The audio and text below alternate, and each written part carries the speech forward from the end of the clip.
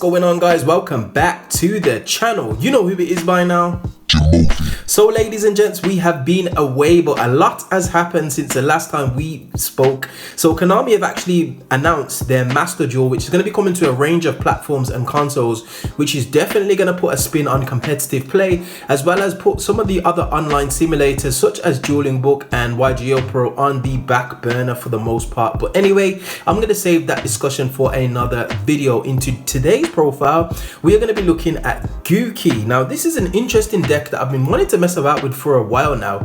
So without wasting any time, let's get straight into the profile. So starting us off, we're running 3 Gouki Super X. This is probably your most important Gouki monster. Before I continue with the profile, quick shout out to Rorschach, aka Tribute Tom, for helping me test. And it's actually paid off because I actually know the deck quite well after that few testing sessions. So Super X basically special summons a Gouki monster from your hand upon its normal summon. And if you didn't know, ladies and gents, most of the Goukis that are playing will actually float once they leave the field and hit the graveyard. So it's definitely a good idea to run as many of those as possible. For the rest of them, they're just basically Gouki names. You don't really need to concentrate on their effects. It's more so their levels that are important. Headback is another easy special summon by sending a Gouki card from your hand and targeting one on the field. We only run him at 2 at the moment. We're also running another 2 Twist Cobra,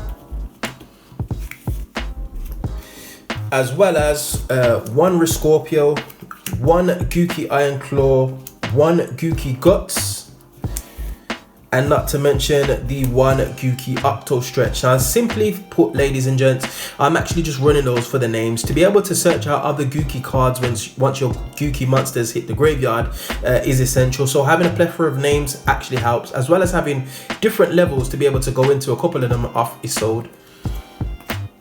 Next up for some extenders. Now, this deck definitely needs extenders because if your Isolde gets stopped, you are struggling for the most part. So starting us off, we're running triple 5 Flint Lady. She can special summon a monster from hand, which is very important, mainly because you can special summon a Gouki and get another Gouki on field to be able to continue with your plays. And she only requires a warrior monster to be on field to be able to special summon herself. So again, this is a nice Isolde target, Isolde material should one of your other Gouki monsters get stopped. We're also running triple junk forward. Now, I was thinking about running red layer with the Infernoble Durandal, but I've decided to go for junk forward because you can actually make Isolde with double junk forward in your hand, which is something that you can't do with red layer. I know you can search red layer off Durandal, but I've just gone for the junk forward. So it's a special summon if there's no cards on your side of the field. And you can also just normal summon it as well. Just go straight into Isolde. So definitely a useful card. Next up, we have got a couple of extenders. We have got the Phantom Knights package, which basically gets you into your Fog Blades as well as your Shade Brigandine, and we've also got the Immortal Phoenix Gearfried. This is just a nice follow-up should your main play get stopped for any reason. You can search it off Isolde for a follow-up turn. Typically, don't really want to do that unless you're in turn 2 and 3. It's nice to draw this. I would actually consider putting this up to 2 just so I can see it a bit more often, because we do run 2 equipped spells, so it is live, to be honest. So 1 Immortal Phoenix Gearfried. Next, for the true bricks of the deck, which you don't really want to see. Actually, this is kind of like a pseudo brick. 1 Codebreaker 0 Day, as well as the Dragoon package in Red Eyes Black Dragon and Dark Magician. I've actually considered taking the Dragoon package out, but it's just too powerful at the moment. Because we're running a 40 card deck, quite often you'll draw into one of these, which just means that you've got lack of card advantage in your hand. You still can go into Dragoon, but it just makes for some awkward plays going forward. It's nice not to see, but from time to time you do see it, and there's been a couple of times where I've had both of them in my hand. I'm still able to combo off, but it does leave your hand a little bit depleted from what it would normally be, because this deck plus is like crazy, and you can end up with a full board of monsters and like 5 or potentially even 6 cards in hand depending on how you play it. So yeah, Codebreaker 0 Day is not too bad because you can actually summon this from graveyard, so you could just normal summon it and then special summon Fire Flint Lady. Next, we got some hand traps. We're running double effect Veiler. This shuts down Tri Brigade at the moment. Tri Brigade are very weak to this. We're also running the double Ash Blossom. Ash does Ash things. We know about Ash Blossom. And we're also running the double Soravis. Now this is just to protect your Isolde from infinite impermanence or effect Veiler itself. Obviously if it gets ashed, it's not too much of a problem, but typically you do want to protect this card from targeted protection, and Soravis allows you to do that, as well as protect some of your other monsters on field. Next up, we are onto the spells. Now we're running triple Gouki rematch. Now you can actually bump this down to 2. It's personal preference. I like running the 3 just in case the turn goes past turn 3. Now typically if you're able to set up your board with minimal interruptions, your opponent's not going to be able to play properly, and you're definitely going to be able to OTK on the following turn, especially with Dragoon on field.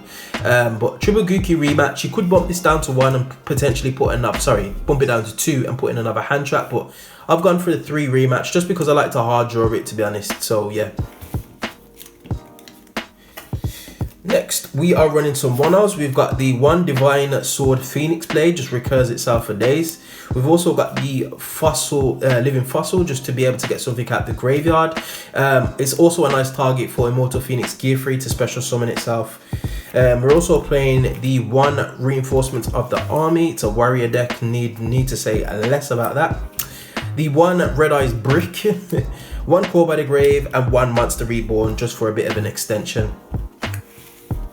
Now we're not playing many traps in this deck, ladies and gents. We're only running a 3, and that is the form of double Fog Blades and 1 Shade Brigandine. Now depending on your situation, you can actually play your cards differently.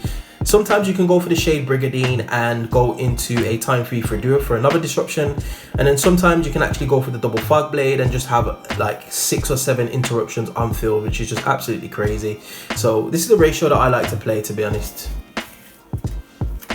Next, onto the extra deck. Now we are running 1 Link Spider just for our Shade Brigandine. A couple times in tested, I found that I had Shade Brigandine in my starting hand. I had no way to make it into anything useful, so Link Spider was nice just to be able to give me an effect monster.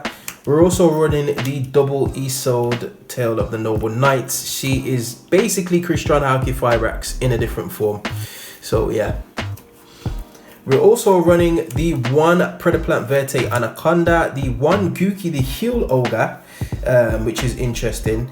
This allows you for some weird negation. So if your opponent's not playing around the extra monster zone, you can actually summon this and it can negate a monster it points to, and then special summon a Gouki monster from your graveyard, which can be very useful, especially how Gouki monsters float. So it can be quite good in clutch situations or niche situations, so to speak.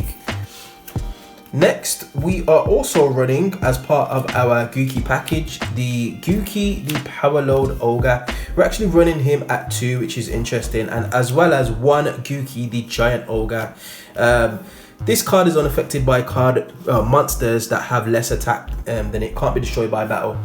Gouki the Power Load Ogre is basically unaffected by all card effects, and it can tribute a Gouki monster to be able to pop cards on the field. So nice, useful. You can actually set up with 2 of these and you just got 2 big beat sticks on the board that's just unaffected by everything. So it can be another additional route should your Dragoon get stopped for whatever reason. But yeah, these are the Gouki extra deck monsters I've decided to run. We've also got the Code Breaker package, which is, I like this package, it's really good, as well as the 1 Rusty Bardiche, just to be able to go into our Phantom Knight plays.